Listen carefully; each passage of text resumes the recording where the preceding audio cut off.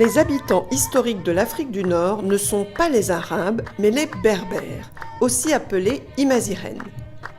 Ils constituent en fait un ensemble de peuples parlant des langues voisines qui se sont dialectalisés au fil des siècles, mais sont toujours regroupés sous le nom de Tamazirt.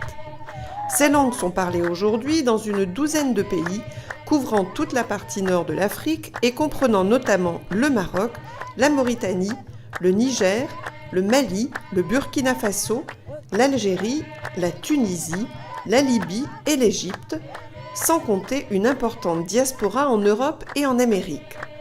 On estime à plus de 45 millions le nombre de locuteurs de l'une ou l'autre des langues berbères. Alors le monde berbère, si tu veux, c'est le monde qui regroupe tous les berbères. Les berbères sont les Chaouis, sont les Kabyles, sont les Touaregs, sont les Znatis. Tout ça, c'est des gens qui ne sont pas de race arabe, mais d'origine berbère. Les Touaregs sont l'un de ces peuples berbères, un peuple nomade que l'on trouve dans les régions désertiques de l'Afrique du Nord depuis des millénaires. Ils couvrent aujourd'hui une vaste zone qui va du Mali à la Libye et du Burkina Faso à l'Algérie en passant par le Niger. Leur langue est le tamashek ou tamahak qui compterait environ 1 million de locuteurs. Et comme c'est le cas pour beaucoup de langues minoritaires ou non officielles, la langue connaît plusieurs variantes dialectales. Rien que le mot tamashek, chez les Touaregs il y a tamahak. Les gens de Hogar, ils disent Tamahak, et ailleurs, ils disent Tamajak. Et au centre, dans l'Azawar, ils disent Tawillimit. Et il y a ce qu'ils disent Tamazir, Timazaran, qu'il Tamahak. Voilà. Donc, mais toujours, c'est le même mot, c'est juste les accents qui est différent. Les mouches, par exemple. Les mouches, chez de Bakar, on dit Ihi. Chez l'Aïr, il dit Iji. Et Tawillimit, on dit Easy.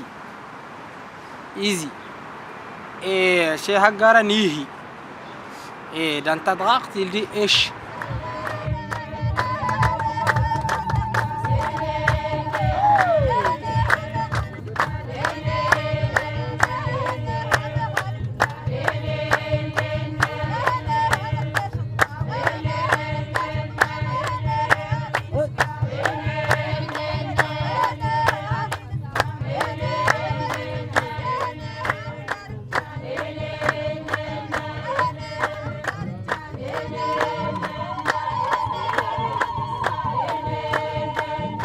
Une des particularités des langues berbères est son écriture.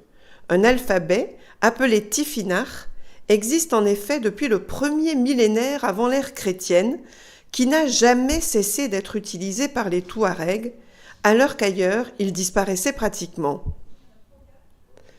Dans la deuxième moitié du XXe siècle, une version moderne, désignée sous le nom de Néo-Tifinagh, est lancée par l'Académie berbère en Algérie.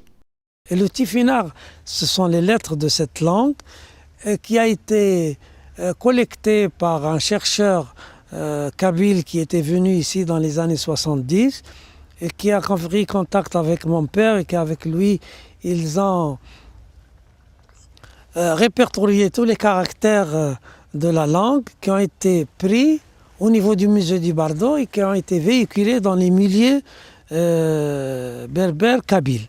Et donc les Kabyles ont pris cette écriture comme langue berbère et là ils l'affichent partout. Quand vous allez en Kabylie, vous allez voir toutes les enseignes et tout ce qui est dans le domaine public, vous allez trouver les caractères Tifinagh. Une écriture, une littérature naissante, une musique et une culture populaire, le tamashek des Touaregs est encore bien vivant, avec son million de locuteurs. Mais pour combien de temps ? Moi, je pense qu'il faudrait tout faire pour qu'elle soit conservée et qu'elle soit utilisée dans le quotidien, parce que c'est une langue quand même ancrée dans nos gènes, dans nos traditions. Et si l'on se met un peu à partir, à s'évader de cette langue, c'est une partie de nous-mêmes qui part et c'est un peu dommage. On est bien ouvert à l'universalisme et on voudrait pas se garder d'être nous-mêmes.